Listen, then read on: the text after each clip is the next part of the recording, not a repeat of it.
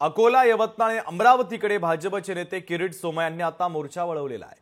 बेकायदेशीर बांगलादेशी येथे राहत असल्याचा आरोप त्यांनी केलाय। याच संदर्भातला लोकशाही मराठीचा हा रिपोर्ट आहे, पाहूयात।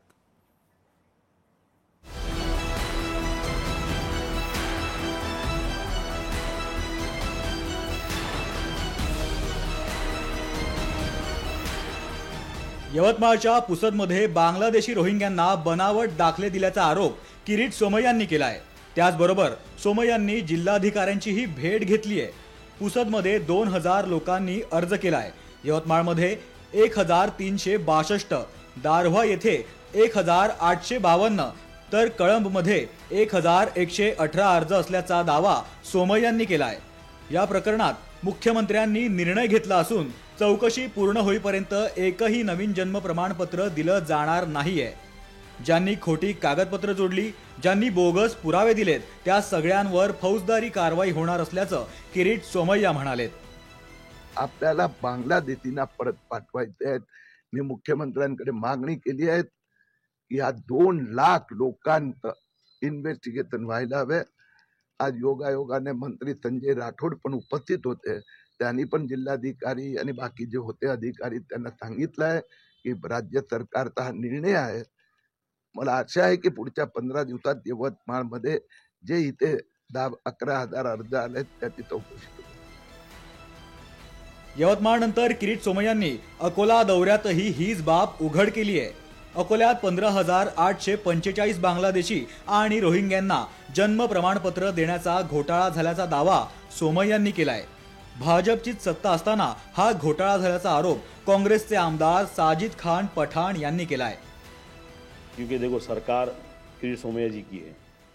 किरीट सोमय्या जी ने अगर आरोप लगाया खुद की सरकार के ऊपर तो वो गंभीर आरोप है और इस आरोप का जवाब यहाँ के जो अधिकारी लोग हैं उन्होंने उनको देना चाहिए।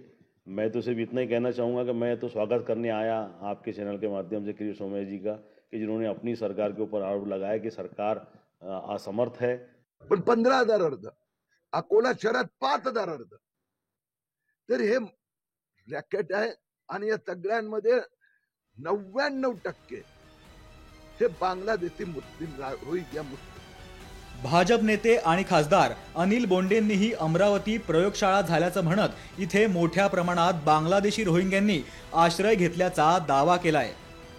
अमरावती म्हणजे प्रयोगशाळाच करून ठेवलेली आहे आणि मागे जेव्हा दंगलीची परिस्थिती निर्माण झाली होती तेव्हापासून मी सांगत होतो की इथे बांगलादेशी आणि रोहिंग्यांना आश्रय दिला जातो। अनेक वेळा सीपींशी या संदर्भात चर्चाही केली, परंतु ते बांगलादेशी की पश्चिम बंगालचे नागरिक याच्याबद्दल जो संभ्रम होता। अमरावतीच्या अंजनगाव सुरजीतही किरीट सोमय्या यांनी 1100 बांगलादेशी नागरिकांना बनावट जन्म दाखला देण्यात आल्याचा आरोप केलाय।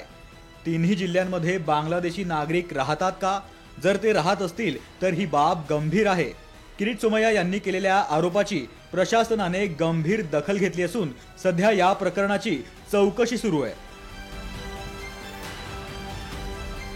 सूरज दहाडसह संजय राठोड आणि अमोल नांदुरकर, ब्युरो रिपोर्ट, अमरावती लोकशाही मराठी।